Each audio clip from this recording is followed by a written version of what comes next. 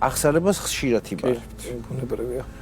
აი პირობითად მოვიდა ადამიანი და გიყვებათ თავის უმძიმეს ცოდვას. აი გეუბნებათ რომ პედოფილია და ჩაიდინა ცოდვა. რას აკეთებთ ამ დროს?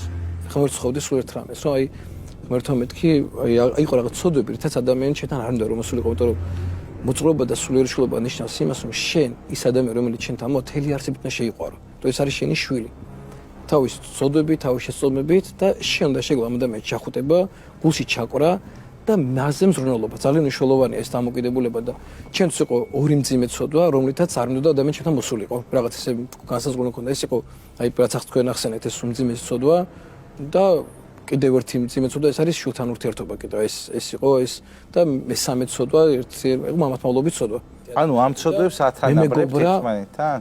უმძიმე ცოდვებია ჩემთვის, უმძიმეს. თუ სიკვდილი, ნებისმიერი ცოდვა სიკვდილია, მაგრამ რაღაც არის ცოდვებშიც რაღაც საფეხურები, ხო, განსხვავება საფეხურებში და ეს ცოდვა კიდევ უფრო მეტად მძიმეა და ძალიან დამანგრეველი ადამიანის სულისთვის და პირველად მახსოვს საყდელი გავხდი და როცა სასწრაფოდ მაკურთხეს და მოვედი ეკლესიაში, პირველი ახსარება ჩემი მეგობრისგან ჩავებარე, პირველი ახსარება და ვინც თავისნებით პროჩიდან ახსარებაზე მოვიდა, იყო მამათმავალი.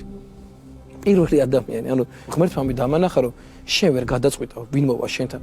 მე ვისაც შენთან მოვიყვან, შენ ვალდებულება გაქვს, როგორც მოძღვას, რომ ყველა ადამიანს უნდა უპატრონო და ყველა ადამიანს მიხედო მოუარო. ჩვენ გვძლებს არ აქვს იმის უფლება, რომ ადამიანები გავსაჯოთ.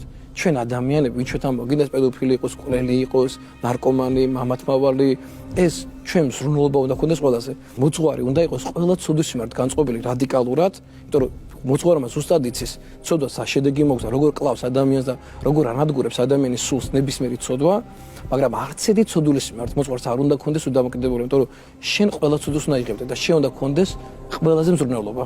მოვიდა და აი იგივე კითხვას ვსვავ. მოვიდა და აი საშინელ დანაშაულს გიყვევათ, რომელიც ჩაიდინა, მათ შორის სისხლის სამართლის დანაშაულს, აი არ ვიცი რა შეიძლება იყოს პედოფილიაზე მძიმე ცოდვა. ამ დროს რა შვებით? ვიბარებ ახსარებას და შეგა ვერ გავახსარება, სულ რომ მოვიდეს, აი დაგეგმილი რომ მოვიდეს ადამიანი მძიმე ცოდვით, იმასაც ვერ კაცებ. მოძღვრისგან ახსარების გაცემა ნიშნავს, რომ მოძღვარმა, აი როგორც მაცხოვარი რომ ჯვარზე რო გააკრეს და უბრალოდ ზუსტად ისეთივე ცოდვა მოძღვრის ახსარების გაცემა. ახსარების გაცემაზე მძიმე ცოდვა მოძღვრის არ არსებობს. იმიტომ რომ წარმოვიდგინე ადამიანი მოდის შენთან და შენ ადამიანი გიმხელს რამეს რას საკუთარ თავთანაც ვერ ამხელს. აი მაგრამ რჩევას ვერ აძლევთ იმ მომენტში რომ თვითონ წავიდეს და ჩაბარდეს პირობითად. კი, მე მიმიცე გეთრჩევა, მიმიცე გეთრჩევა. კი, მიმიცე ჩემთან ყოფილა შემთხვევა, ჩემთან კილერსაც ჩავაბარებია და არ არსებობს ცოდვა რომ ჩემთან ადამიანი არ მოსულა ახსარებას. მე მიმიცე ეს რჩევა, მაგრამ მე ამას ვერ გავაკეთებ. კი, რომ მიგიციეთ მე თუ მოусმენიათ და გაუკეთებთ. ერთი შემთხვევა მაქვს, ერთ-ერთი ადამიანი მოკლა ერთ-ერთი ადამიანი და სხვა დაიჭირეს ამ კვლავობაზე ეს ადამიანი არ დაიჭირეს. ეს ადამიანი მოვიდა ჩემთან და ახსარება ჩაამბარა. მას ვთხოვე რომ ისულიყო, სამართლად ის თქვა რომ ის ტყულა ის ადამიანი ციხეში და ჩამჯდარიყო. ეს ადამიანი წავიდა, აღიარა თავის დანაშაული, ეს ადამიანი გამოვიდა ციხიდან და ეს ადამიანი ჩაჯდა ციხეში. და დღეს ეს ადამიანი არის ჩემი ამხსარებელი და ჩემი მრევლი. ყველაზე მძიმე ცოდვა რა მოგისმენიათ? ყველაზე მძიმე ცოდვა შვილთან ურთიერთობა. იყო ეგეთი? კი. მამის და შვილის. ძალიან რთული იყო. მოსასმენად რთული იყო და ურთიერთობაც ძალიან გამიჭირდა. მე ძალიან ბევრს ვცდილობდი რომ ამ ადამიანთან მე ურთიერთობა შემძლებოდა. როგორც იყო, როგორც მოძღვარს ადამიანს წარსული ცოდვა. წარსული ცოდვა კი, წარსული ცოდვა.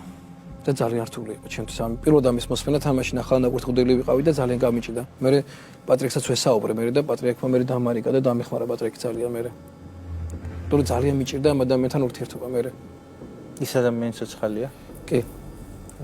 კი და ღვთისმადლი და შეცვლია ძალიან ცხოვრება. იყო ამაზე გასამართლებული? არა, არასოდეს. ესეთი რაღაცები წესით უნდა იყოს დასჯათი. კი, ხო, მაგრამ მოძღვარს არანაირი უფლება არ აქვს, არ შეიძლება მოძღვარმა ახსარება გასცეს. არანაირი უფლება არ აქვს ამის. და არ შეიძლება ეს რომ